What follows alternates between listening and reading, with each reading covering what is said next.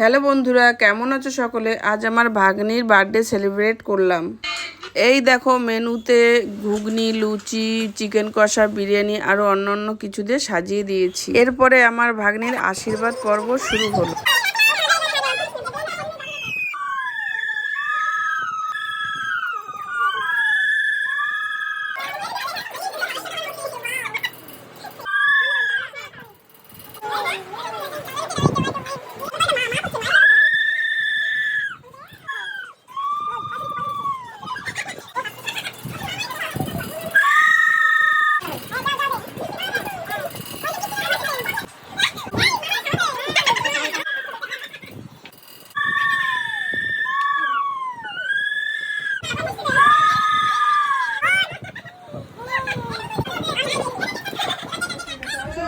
এই যে বসে আছে আমাদের পুচকি এখানে।